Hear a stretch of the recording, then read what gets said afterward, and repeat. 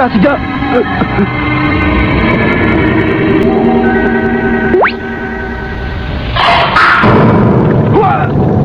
Biglaan ang mga pangyayari. Hindi inaasahan ni Eugene na ganito ang mangyayari sa kanya. Hindi niya alam na patay na pala siya.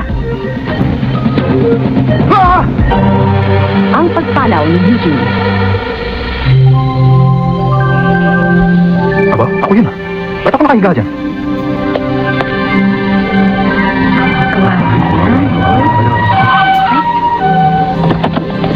Oh, tumabi kayo! Dito ko sa ita.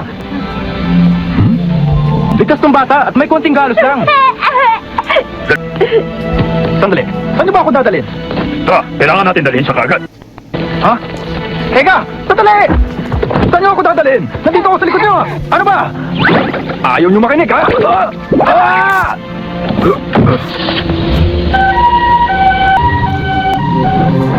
Ano nangyari yun? Ang alam ko ganito nangyari. Kanina lang. Nasa eskwelahan ako. At pagkatapos... Ang examination week ay sa susunod na linggo na. Kunin sa inyong mga guro, dapat pag-aralan.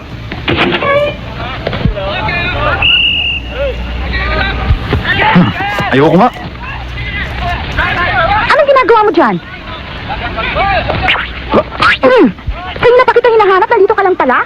Hindi ka pa papasok? Mauna ka na lang, Jenny. Susunod na lang ako. Ano ka ba, Eugene? Ano bang problema mo at wala kang kainteresya sa pag-aaral?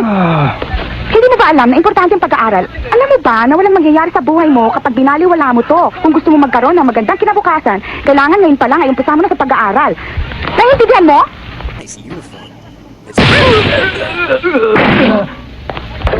Ang hirap mong kausap! Ayaw makinig sa akin! Kailangan baguhin mo pag-uugali mo, Eugene. Naiintindihan mo ba? Jenny! Galit ka ba? Anong ginagawa niyo dyan? Narinig kasi namin sumisigaw ka kanina. Sino bang sinisigawan mo, Jenny? Sa tono ng boses mo kanina, talagang galit na galit ka. Sino bang kaaway mo? Si Eugene. Umanda na naman ang katigasan ng ulo niya. Kaya ayaw, nasigawan ko. Jenny, hindi ka ba natatakot kay Eugene? Alam mo namang kilalang kilala siya dito sa atin bilang isang siga. Ang lakas naman ng loob mong umayin siya. Naku, bakit naman ako matatakot sa kanya? Ha? Matagal na kami magkaibigan at alam kong mabait siyang tao. Kaya huwag kayo mag-alala. Ganun pala eh. Siya naman bahala. Mag-e-exam na naman. Kanino kaya to? Eh di pagkatiyan na natin. Sorry na lang sa mayari, pero swerte naman natin, di ba? Meron na tayong pambili ng merienda mamayang hapon. Tama nga. Basta siguraduhin mo, ating kapatid tayong dalawa dyan, ha? Siyempre pa! Tayo yata dalawang nakakita ng wallet.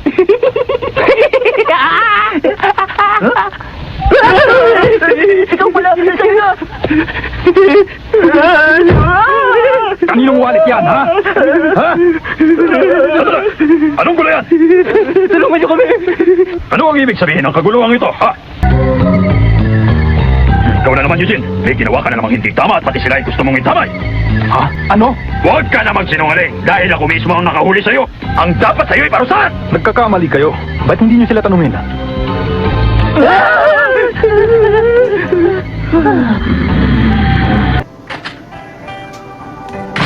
Mami, nandito na ako. Ang aga mo yata. Sinasayang mo lang ang pera natin, hindi ka naman pumapasok.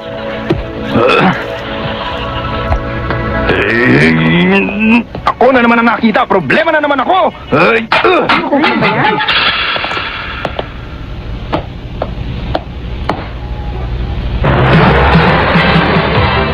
Kumusta ka, Eugene? Anong problema mo, Alfred? May kailangan ka ba? Kung iniisip mo lahat ng kaklase natin ay takot sa'yo, ibahin mo ko. Wala sa akin yung pagigisiga mo. Naintindihan mo ba? Hindi ako takot sa'yo. Matapang ka rin pala, ano? Gusto mo akong subukan?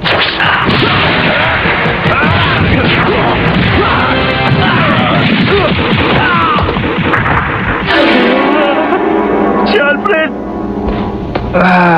Sige, uwi! Anong Alfred? Kaya mo bang lumakad? O bubuhatin ka na namin, ha? Mabuti pa kaya siguro tumawag na tayo ng ambulansya. Hindi! Hindi pa tayo tapos, Eugene. Alfred!